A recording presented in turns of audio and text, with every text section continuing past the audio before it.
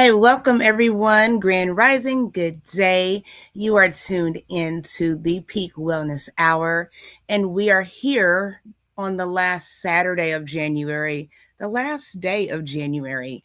And all January long, we have been talking about building healthy, strong foundations. And so we have to understand that once we begin to change our inner codes and core beliefs, the next question becomes, who am I becoming? Not who I had to be to survive, but who I am called to be in wholeness. So today we're going to dive into that. We're going to have a discussion and we're going to end the month of January off with a bang. So you all stay tuned, stay connected with us throughout this whole broadcast. I think it'll bless your heart, your spirit, and your mind. So grab a pen and paper, share, like, and subscribe, and we'll be right back.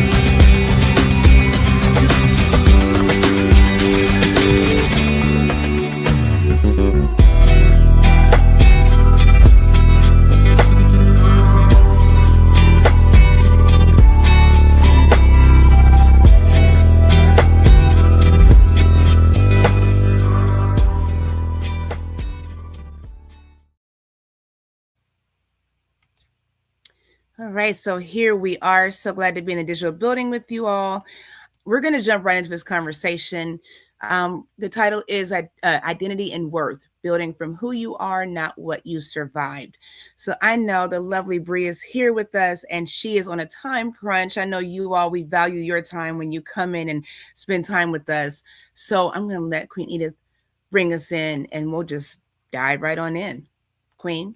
Hello, family. We are excited to come back your way. It is the last day of January, and it's the birthday of two very favorite people.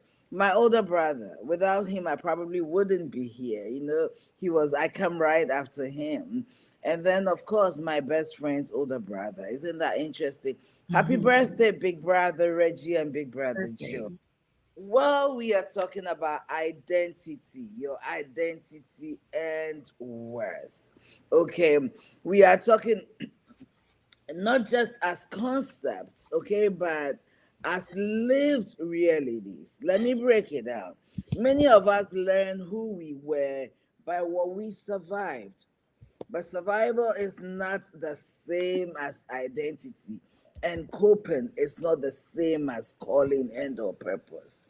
So I ask this question to my clients, and every time, a lot of the time, I've asked this question both to groups and also to individuals. Who are you when you're stripped of everything?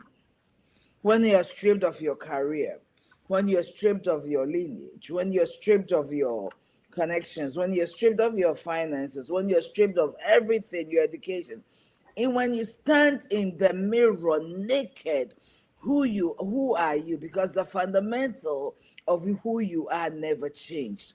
This is a very difficult question for many to answer, because the moment you ask someone to tell them about you, especially if it's a job interview, they'll tell you about the job they have done and their work experiences. They'll tell you that I am married or I'm single. They identify themselves as mothers, as parents, as husbands, as wife, as their career. I'm a nurse. I'm this. But who are you without all those things? I want you to answer that question in the comments. Who are you when stripped of everything? Where do you find your identity at the core? We're going to break this down in the next 20 to 30 minutes. Hopefully, we'll be able to break it down as much as we can before we end. We're going to try to end exactly when we are supposed to, so you can all get on with life. Amen. Brie, I'll let you go. Identity. What is identity? Well, I think identity means a lot of different things for people, but when I think about it in a sense of like survival, I think our identity is really based on like how we perceive ourselves. You know, it can be that because of the trauma, I, and this reminds me of my core beliefs, like it could be that you identify as um, fearful or worthless. But it can be tricky because, identity, like you said, it means not what you do. It could be that I am loyal. It could be that I am resilient. I am smart, and we focus so much on like other aspects to it that we start to identify with external factors. Mm-hmm. I know this happens to me where I will identify myself with a lot of different things. But at the end of the day, like I have to see myself for who I am, stripped out of what I do and the world around me. Mm-hmm. Does that make sense? It Yes, it does. does. It does. Queen, you want to go or should I go in there? Go ahead. I'm sorry. I'm putting these links in real quick. Go ahead, please. Okay, so I'd like to go talk a little about how our survival shapes our identity or shapes the awareness of who we think we are. Okay. Some common survival identities are I am a strong woman. Okay, I'm a strong woman. Well, the moment sometimes people say I'm a strong woman, a lot of the time they are talking about the things they have survived Mm-hmm. that keeps them standing no matter what. Okay, you have no Mm-hmm. idea what I've been through. I am a strong woman, but there's a difference between a strong woman and a woman of strength. Mm. There is a Right. difference. A Mm-hmm. strong man and a man of strength. They're two different things, okay? You say you are strong because of what you have survived or what you think you're capable of going forward, okay? I am responsible. I'm a responsible husband. I take care of my wife and my children. I take care of my responsibilities. I'm a responsible man, okay? I am the caretaker, okay? I am an achiever. I am the silent one. And some of us, we live by the trauma. We live by the trauma. We talk about what you have survived, or we live by the trauma we have survived, okay? And that's where all these statements come in. All right. And before I'll let the other ladies talk. But the question is, how do you identify yourself based on what you've been through? Is it based on what you've been through or what you have done? Mm-hmm. Mm. Okay, because yeah, what you have done, what you continue to do, or is it Mm-hmm. just what you have been through? People say, like in addiction, people say, like, I don't want to doubt, but some of the addiction groups say, I am an addict. I am an addict. They continue, even when they are recovering, they say, I am an addict. And this thing will be addressed in the book we chose from our for our book club. I am an addict. But you see, the way you identify yourself determine the expectation you are setting for others. If I walk up to Brie and I say, "Hey Brie, I am Edith and I am an addict," Mm. straight up, she's thinking about what is she addicted to. Straight up, I'm setting up an expectation for her. Don't be surprised if you find me drunk somewhere. I already told you I'm an addict. Right. Something about your psyche prepares the person you're meeting not to be surprised about the behavior you're getting ready to show them. Mm-hmm. Yes. But the moment you say, I used to be an addict and I have been in recovery Mhm. and never touched alcohol for the past 1 year, you also set an expectation. When I walk up to you and I say, I'm a survivor of abuse, I've Mhm. been through abuse, but it hasn't made me bitter. I am not bitter. Oh, I have been abused a lot, and so I fight. I fight everybody who tries. You call me a certain way, I'm getting ready to fight you. So the way we call what we call ourselves, we set expectations for others and we set expectations for ourselves. It has a way of determining the way we are going to behave. Mm-hmm. So when you introduce yourself, what do you say? That's what I want to know. All right. I love it. I love it. First, Oh. Okay, Queen. I can Listen, she'll be back. go. You brought really good sorry. points. Oh, No, you're fine. Go ahead. I'm sorry. I kicked myself um, off. you're fine. And then you know what? Like, it's so important that you ask yourself, like, who are you besides all these things? Because obviously, like, identity encompasses a whole umbrella of things, right? We've talked about our core values. Identity has a lot to do with our core values, our Mm-hmm. beliefs, the roles we play, okay? Gender roles, professional roles, if you're a partner, a friend, and then like the experience that you went through. Obviously, they shape you into being the person who you are now, like the trauma or any experience that obviously you walk through life, and then the choices that you made that have created your identity, that resilience that I was thinking of earlier.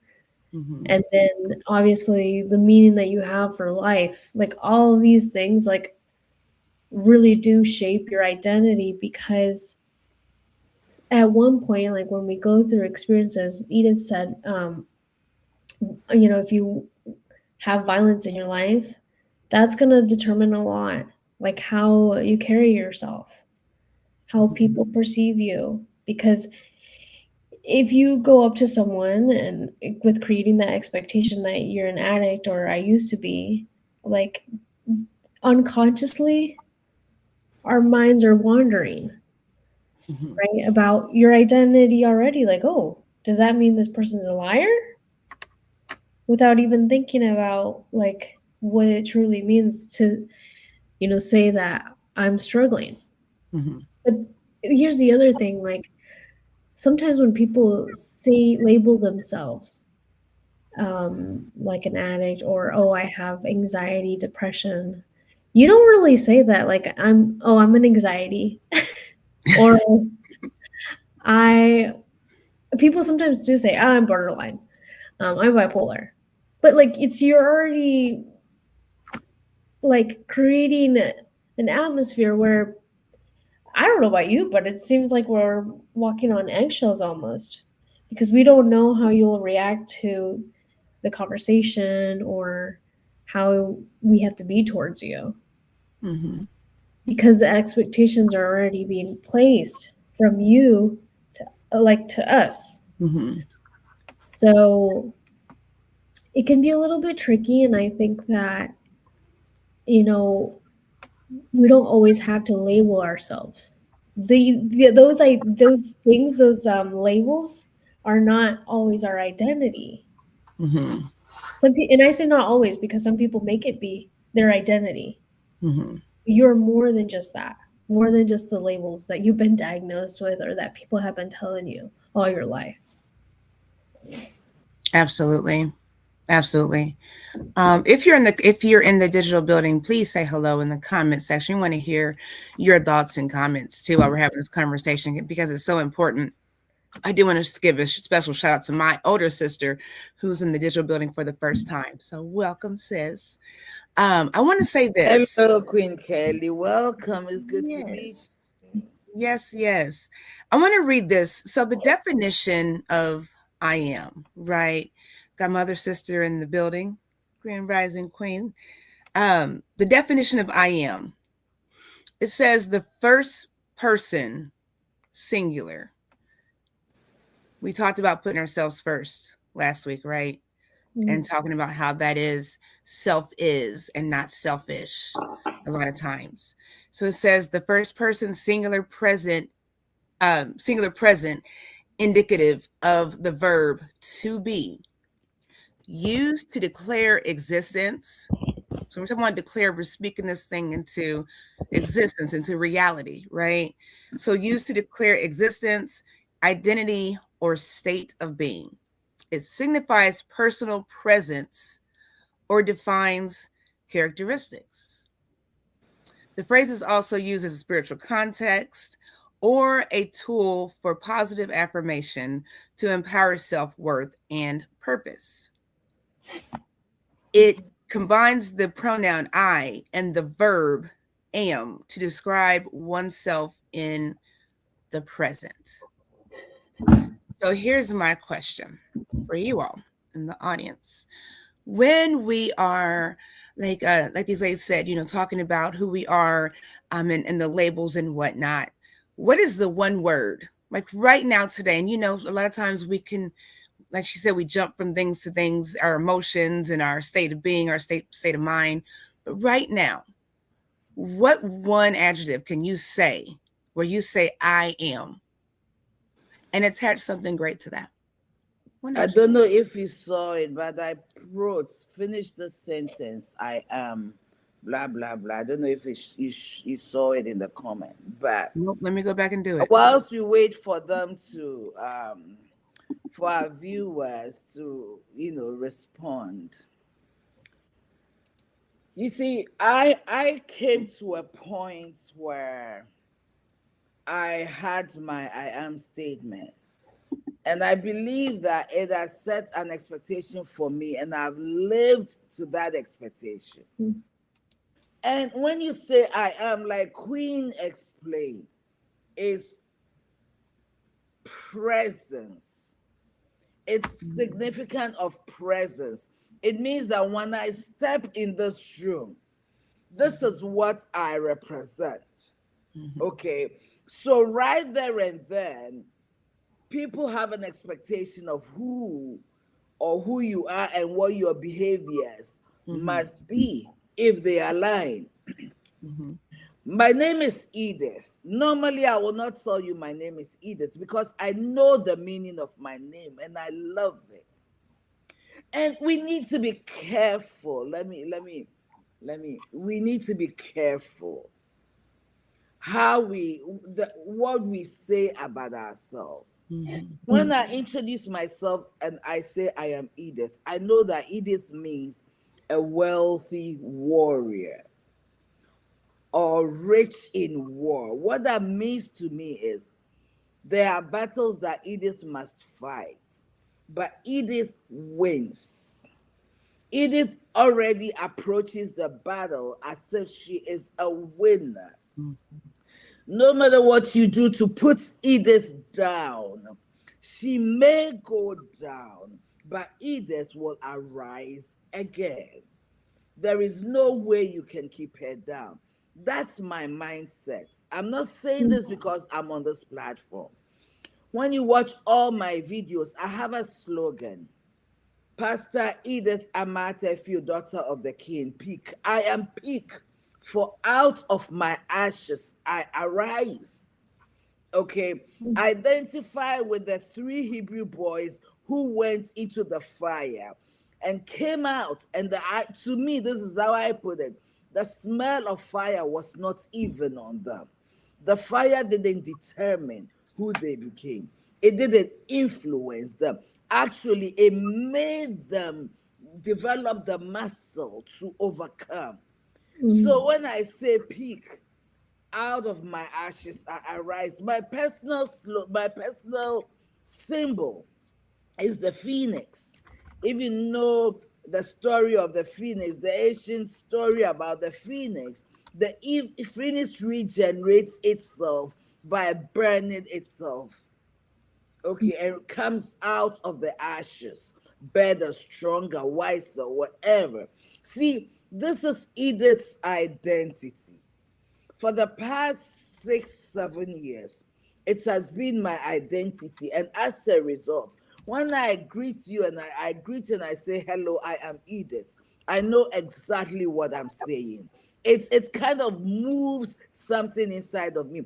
And I work hard to make sure I align with what I believe of myself. So the question is this: when you say I am Angelina, when you say I am Brianni, what are you really saying? Many years ago, I was in Mary Kay, and one of the exercises we did was someone will come at you strongly. Who are you? Who do you think you are? And I learned to take my initials and develop something. I am the energetic, excellent, determined, industrial, so EDITH, and this is who I am. So you see, when you say your name, what are you saying? If you continue to say, if every day, if the words we speak are powerful, and that your name means defeated, and every day we are calling you defeated, what do you think it does to you? So I am is representative not just of who you are, but what you show up. So when you begin to speak negatively about yourself, your whole psyche takes hold of it. It's so powerful. Your whole psyche takes hold of it. So the question is this: when you have to say I am, what is the one word that comes to your mind? And do you believe it? Does it move something inside of you?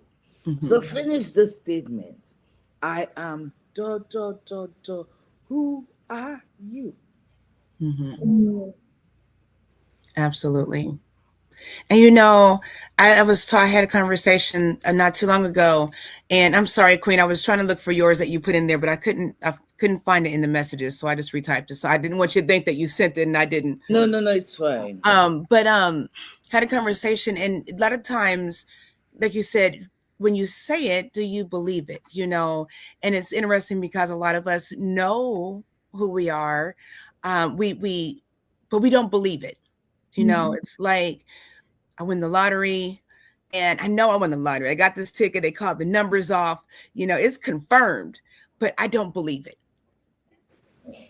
Sometimes in our greatness, sometimes when we overcome what we've survived, we don't believe that we are deserving, that we have the right to heal, that we have a right to a whole holistic, well lifestyle. We don't believe those things, but it's evident. It's evident from the trauma that you experienced, from the trials and tribulations. And now here you are, Grand Rising, King D Mays, with my Mind Games Uncut, Grand Rising.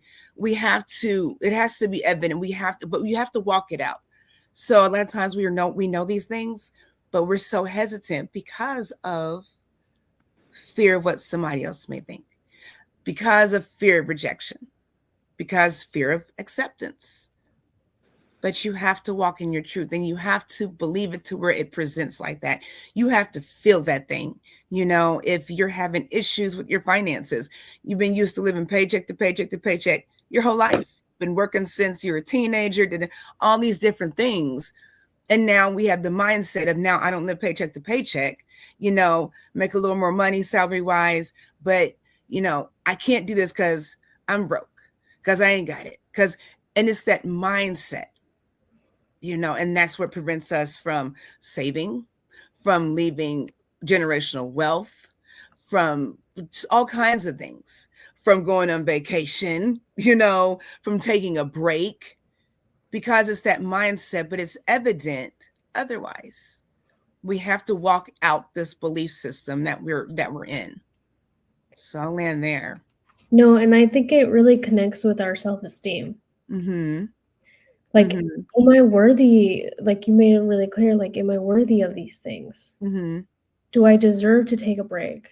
Do I, like, what would it say about me? What are others going to say about me if I, maybe I want to believe these things about myself, about who I am, but then it's always that piece of like, we're always like second guessing ourselves, but it's also because maybe I'm not feeling fully secure with how I perceive myself. Because sometimes we give a lot of energy to others. Yes. And I know we do this in groups where sometimes we have to think about it, and we have to think inwards as other people. They're not going to pay attention to every little thing that you're doing. Or, maybe something happens to you in an area where there's a lot of people, but they're going to forget about it later. We're the ones that hurt ourselves because of how we perceive ourselves, that it keeps going down, in our mind. We overwhelm ourselves with those thoughts of, oh, I should have said something different. Oh, I messed up. But nobody remembers all these things, just us. And it just ties down to, how do I feel about myself? If I've been in constant survival mode and I can't catch a break, and I'm still thinking that, there's a lot to fear, etc., I'm going to stay feeling that way, like always alerted, never safe. It can be really tricky in our minds. Sometimes they don't know how to react if you don't know how to regulate your nervous system. It stays alerted even after the trauma has passed. And that's got to be really exhausting. Yeah. I think sometimes we have to just walk through it. A lot of times we want to share our survival stories. We want to share our wins, and we have to be careful with that. We have to guard our hearts. We have to guard our energy, our minds, our spirits, to where you have to know your audience. When you're in that process, and on that journey to wholeness, sometimes it's just better to just keep it to yourself, because if you're not strong enough to say, this is who I am who I am, it's all it takes is one person to knock you off, and it's like, well, now I can't be that person. Maybe I'm not that person. If Edith sees me this way, if Bree sees me, they know me. Maybe I'm not that person that I say I am, so know who you are dealing with, and just be okay with that quietness with yourself, to learn yourself, to accept yourself, validate yourself. And for me, when I fall short on things, and they're just small, little simple things, I'll say out loud, oh, I'm so proud of myself. I'm tired today. I worked all day. I've got 2 loads of laundry that I let build up. So now I've got to throw the laundry in. I'm done. I've folded it up. I put it away. And I'll say, I'm proud of myself. I'm proud of myself. I'm so proud of myself. My husband's like, well, good job, babe. I'm proud of you too. I'm like, it's not about that. It's me saying that I didn't want to do this thing. And I have to applaud myself, because even something so simple as putting the laundry away, I didn't want to do it. And now my house could look a mess because I didn't do it. So I'm proud of myself because I made that initiative, because I went that distance.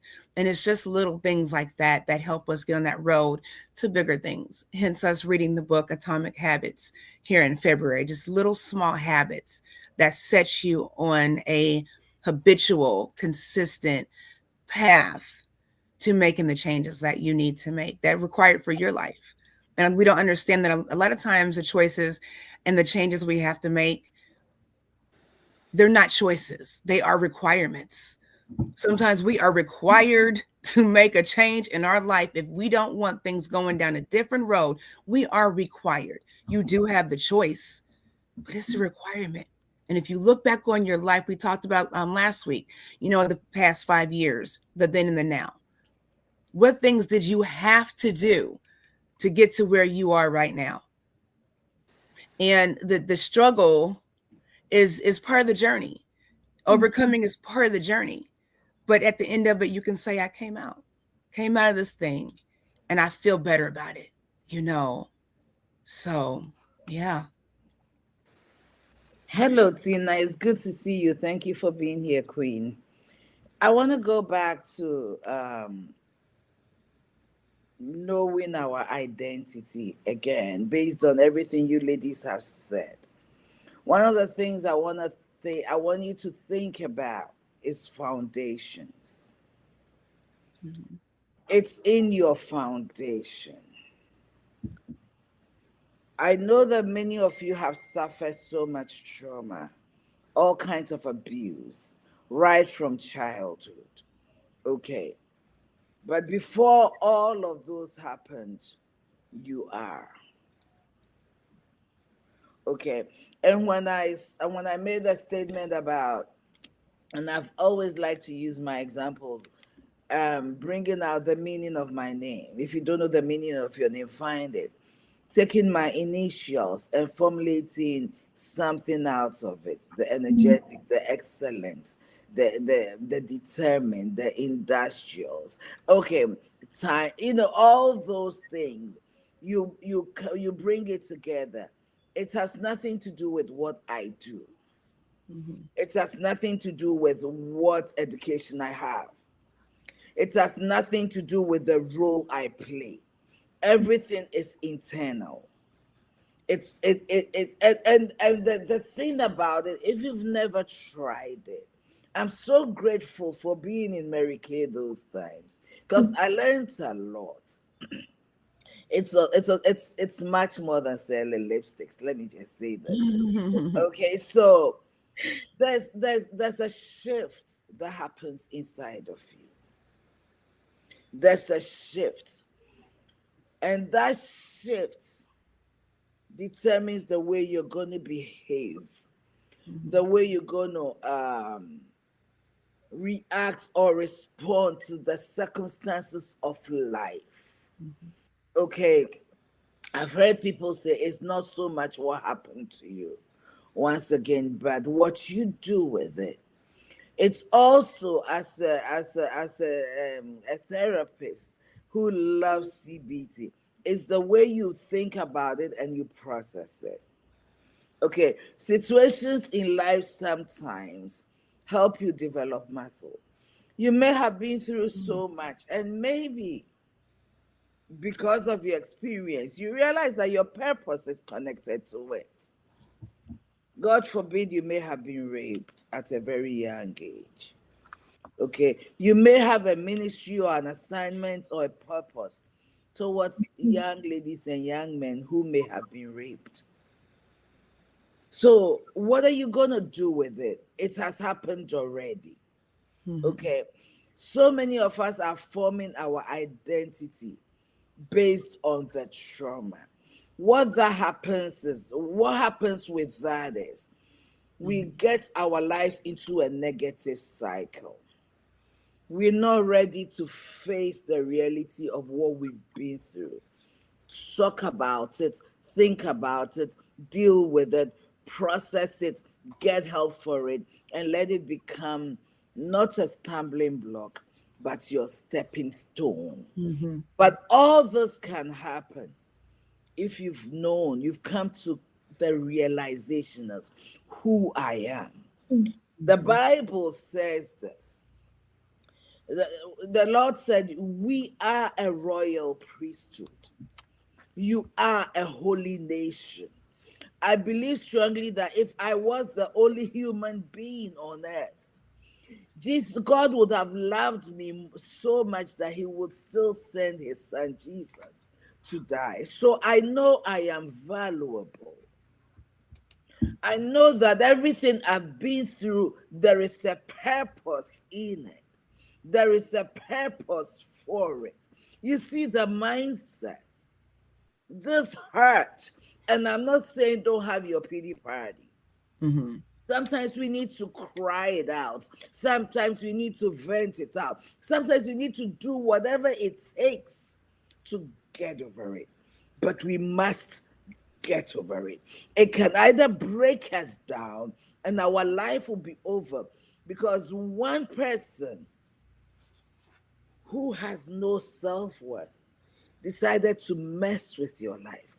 And we determined that that person is worth so much that our life became over. Mm-hmm. So some of us, our lives have been over 10 years ago because of a situation that happened. Mm-hmm. And I'm not minimizing your pain, but I'm elevating you, who you are. What do you believe you are? Because fundamentally, that does not change.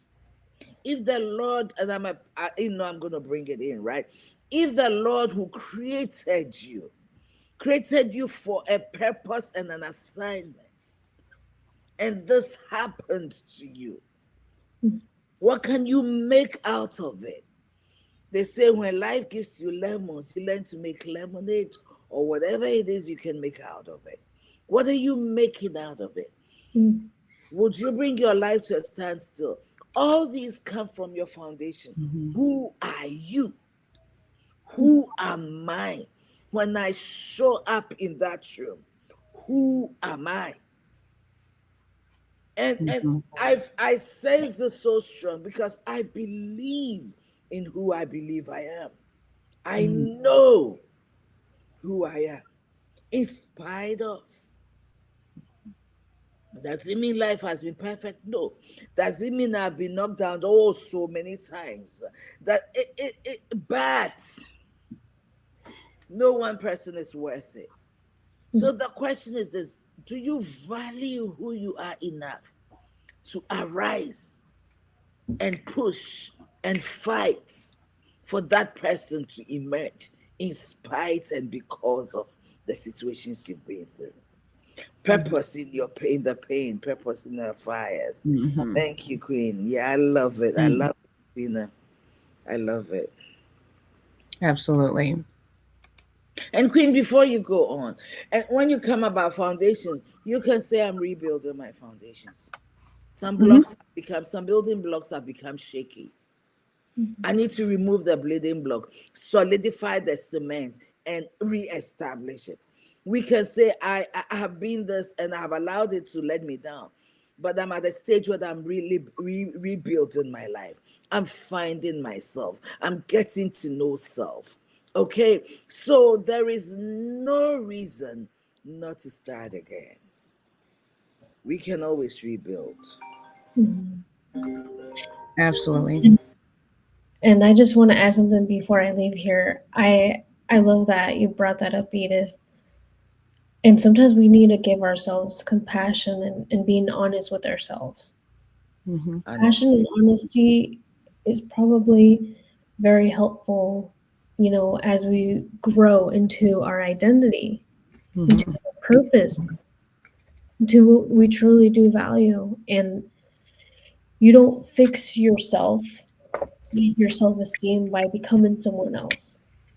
You heal from that pain that you went through by remembering who you are underneath. And I think that's the message that I got from that, Edith, is you're still there.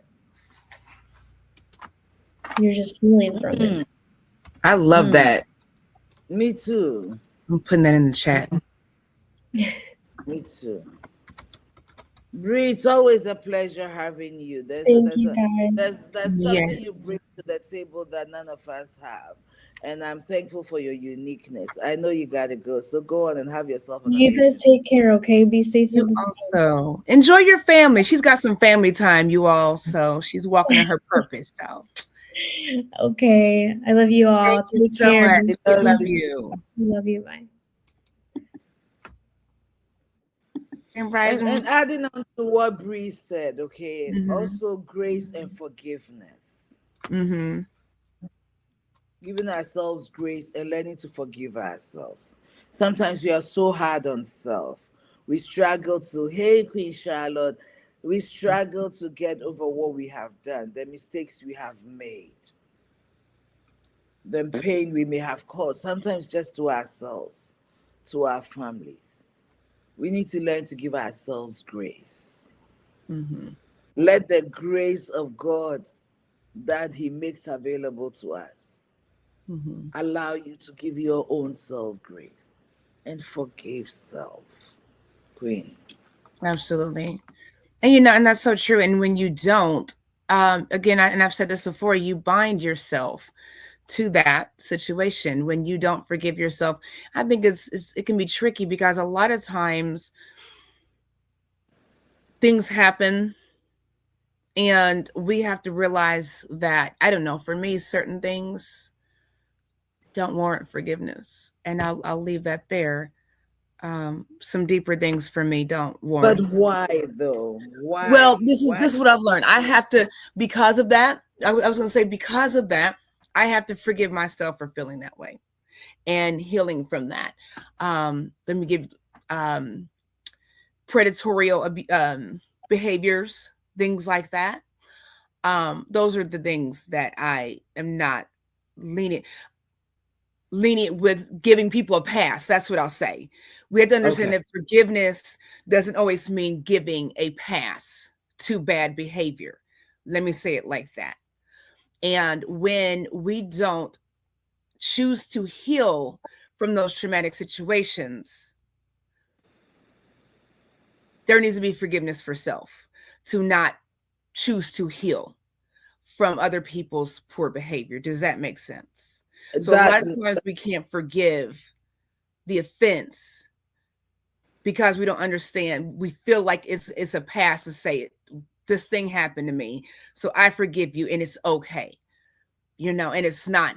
And when we don't understand that, then we feel like we're forced to have to forgive this thing, this person, and it causes anger. It causes disturbance in your mind, disturbance in your peace, and it all comes back to you and you being bound, you choosing to be bound by a situation that you had no control over, and learning how to release, you know. that is a very important point that you raise, because to forgive someone for something they did does not preclude them of Mm-hmm. accountability. Mm-hmm. You know, every single day there is work. We all have to work towards something. Okay, Mm-hmm. the fact that I see myself as this person, this is the way I view myself, doesn't mean there is work, there is not work to be done. Mm-hmm. Doesn't mean you have arrived.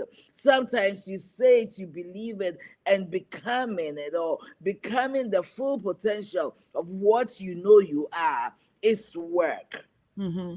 Mm-hmm. It's work. So let's just put it in a marriage situation, or even in a family situation.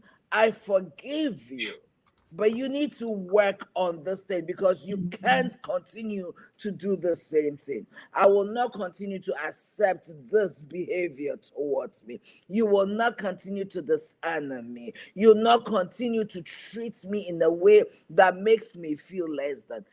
But I forgive you. But I'm not going to allow you to get close to me until you work on your behavior. So forgiving self and forgiving the other person all does not mean there is not work to be done.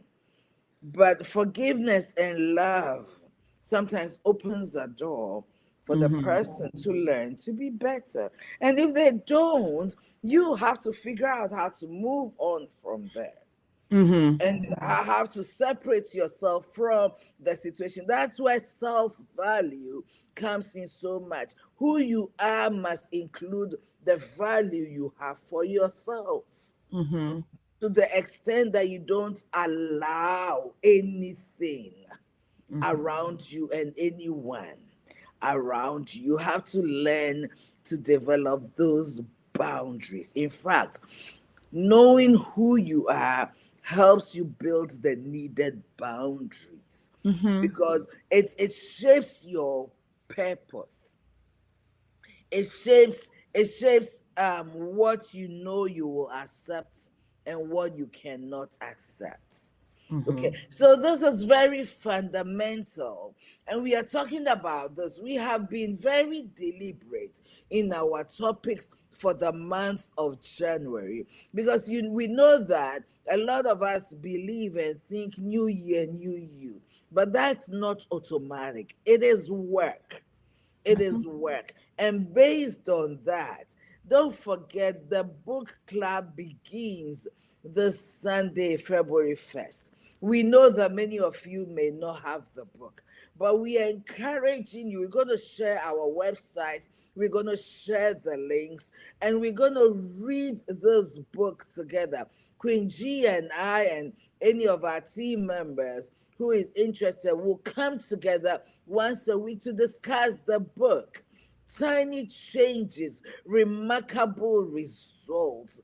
It's so important that we learn to make these little changes, which really shifts the trajectory of your life and of mine. Mm-hmm. If we're gonna be better versions of ourselves by the next 3 months, 6 months, read this book and let's do it together. Tiny changes, remarkable results. Atomic Habits by James Clear. There's a Kindle version, there's an Audible version, there is also the paperback version, as well as the hard copy version. Please get your copy. We have posted a link, and and support us by choosing the link. Support us by buying from the link. Click on the link, go buy on Amazon. It costs you nothing, but it gives us a little bit to support the Peak Wellness Hour. How about that, Queen? How about that? Yeah. So the QR code is on the screen. Sorry to knock our faces off. That QR code is on the screen. It is also in the description as well as in the chat. So you all can grab that book. I'm excited about reading it. I think it's going to be a great read. So make sure, if you've not read it, we've got the books here. It's going to be a great start to finishing out this year strong, finishing out life strong. So it is a great guidebook to just making those small little changes, like we talked about, just little by little, and just feeling inspired by those little changes that you're making in your life. And I think it's so important for us to be excited about what we have in store for our own individual lives. We have got to be excited about life, you all. We cannot just keep existing. We have got to live and thrive and be excited about it. You know, the positivity is going to change your mindset. Just, yeah, I'm very excited about it. I'm going to read this real quick. Curious about this comment. Oh, you're also reading it. I Mhm. always think I'm a human being and always wrong myself and others. And based of that, I always ask for forgiveness from the Father through the Son. Not a single day goes by that I don't ask for forgiveness. And I also try to forgive others and have my peace with God. Peace is so important, Charlotte. Thank you so much for sharing, really. Peace is so needed. So whatever we can all do to ensure that we are keeping our peace and also building those boundaries that allow us to maintain that peace is Mhm. key, is key to our life going forward. Queen. Absolutely. Absolutely. I don't know. That's just about all I have. I don't know. I do want to say this. I know we're almost out of time, and we've loved this engagement. We've had so many positive comments in the comment section. I'm loving it. Before I forget, speaking of books, I do want to encourage you all, and I'll put this up. I want to encourage you all to grab a book called The Glory Carrier. If you all did not check out the broadcast with my queen aunt Gloria Carter, let me find this real quick. Let me see, this is it. She has a powerful story, and she has just released a new book. It's called The Glory Wow. Carrier. It is a prayer journal. So I am very excited to promote this. This is also in the description on YouTube and Facebook, and it is on our Peak Wellness pages, and it's also in the comment section. You can scan the QR code, but it's a prayer journal. Just going through the journey. Just it's a guided kind of thing. So I got my copy. I know today is the last day. She's got it on Amazon. Today is the last day to get it for a discounted rate before it goes up in February. I think it's $15 for the book. I got my I ordered my tomorrow, so I am so very excited about this. So you all make sure you all grab that copy. That, and again, Atomic Habits. That one we are going to start reading. So we definitely want to grab Atomic Habits. I know Gloria she's got some great things coming with this book. I try to ask her to do a book club for this one too. That's a lot of reading, but reading is fundamental.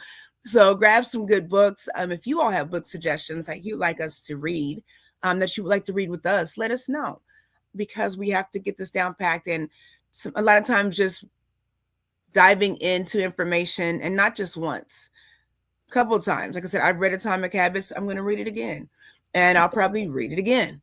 So grab reading materials that are going to bless your heart. I know Atomic Habits, when you all get that, if you look on the website, it does have a workbook to go with it, chapter by chapter. So grab something when you're reading. I want to encourage you all to just take notes. I tell people all the time, I do not share books. I will buy you a book before I share one of my books with anybody. I like making connotations and little notes and stuff, and they're just important to me. So I just don't like to share. So, but I will buy you a book if you need one. So if you are interested in the book club, if you're interested in getting Atomic Habits, and there is a need for financial support, you can definitely reach out to us directly at, it's not the, it is Peak Wellness Hour at gmail.com. If you need some assistance with that, that is a private matter, and we will not disclose that necessity, but we want to bless anyone that wants to go to higher new heights. So do not be afraid to ask for help. If you need some help, say, I am willing to grow and I deserve, so however you want to put it. So if you do need that support, just let us know. And again, that's peakwellnesshour at gmail.com. So that is all I have for that. Queen. And our website is coming up.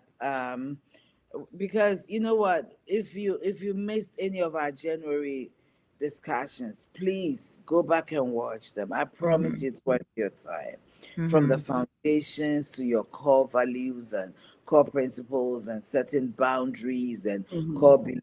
And we've tried to bring something that will help your 2026 journey, especially those of us who are looking to go further. There is always room for improvement. I remember hearing somebody say that the biggest room, the largest room in the world, is the room for improvement. We can all be better, all of us. Sometimes it's the little changes that make a difference. I encourage you to journal who you are, stripped of everything by you. Absolutely. Stripped of your title, stripped of your education, stripped of your connection, stripped of your role as a mother, as a wife, as a pastor, stripped of your husband, as a father, stripped of all of this. Who are you? It's not what you do, it's who you are at the core. That's the foundation. If there's something wrong in your building blocks in the foundation, there's nothing wrong with rebuilding, rediscovering, and getting a beginning that is worth. So that when you get to the top, nothing will bring you down. Your structure will be solid. The I am statement is so important. When we go to interviews, and tell me about yourself, and we all get stuck. It seems simple, but we don't know who you are. Knowing who you are is fundamental to where you're going, to knowing what what you stand for and what you will not stand for, what your pet peeves are, and what your non-negotiables are. This Mhm. is key, and it's foundational to your growth, to your development. It also guides you into knowing what changes you need to make to get to where you know you can be. Okay, so I don't know. You didn't give me permission to give my final word, but it looks like these are my final words. I'm so grateful, Tina Sasa, woman of God. It's good to see you. And we want to say this: if you want to be part of our conversations, we'd like to hear from you because Mhm. we want a lot of diversity, so we can bring worth to our worthy and valuable listeners. There's so much value out there, and we want to be able to Mhm. bring it to our people. So if it's something you would like to do, would like to hear from you, Peak Wellness Hour at gmail.com. Peak Wellness Hour. If you are our personal friends and you know our phone numbers and you can text us, please feel free to text us. We are Mhm. more than glad to have this conversation. And I almost got the website. Here's the thing, you all, because I know we've been talking about this website. There is an issue, and I won't say what platform I'm using because I want to be fair. But I'm using a different platform with this website, and I do build websites. This one has been so tricky, so I've got the website together. It's redirecting our domain to a different thing. So I've got to figure out what to do without just tearing it all down and starting all over again. So I promise you, it's there and it's ready. I just got to figure out how to get to it. So we promise you that's going to be on there. But in the meantime, yes, you can definitely reach out to us um, via email, and then we will put up the schedule and whatnot for the book club and all that jazz. So I'm looking for And some. Facebook has been taking down the videos. So they will Mhm. be on our website. Mhm. Share the videos, it may make them last a little longer. Mhm. We have a YouTube page, the Peak Wellness Hour on YouTube Mhm. again, and those don't get taken down. Please go on our YouTube page, like the Peak Wellness Hour on YouTube, and the videos will be permanent there. I love our videos, and I'm thankful for all of you. So That's- yeah, we are growing right in front of you. We are developing, we are maturing, we are getting better right in front of you. So we want to also witness your growth, your maturity, your development, and how far you're gonna go. Thank you so much for your time. It's been a great January. Get ready for February. Matters of the Heart. Our February theme is Matters of the Heart. The proverbial heart, which talks about the health of your heart. Queen G is a nurse, right? So she's going to educate us about the how to be healthy right at the core, our heart. Okay, and we'll also talk about the proverbial heart. This one is the real heart, the actual heart, and then the proverbial heart when it comes to love and affection, the things we love, the people we love, and how those things impact us. So get ready for an amazing February. yes. We can't wait. Yes. Can't wait. All right. Well, until next Saturday, the first Saturday of February, we are here every Saturday, 10 a.m. Eastern Standard Time. If you come on at 10 and you don't see it, just give us a second. We're coming in. But every Saturday we are here and so excited to share with you all. And so until then, we wish you peace, love, and blessings. Peace.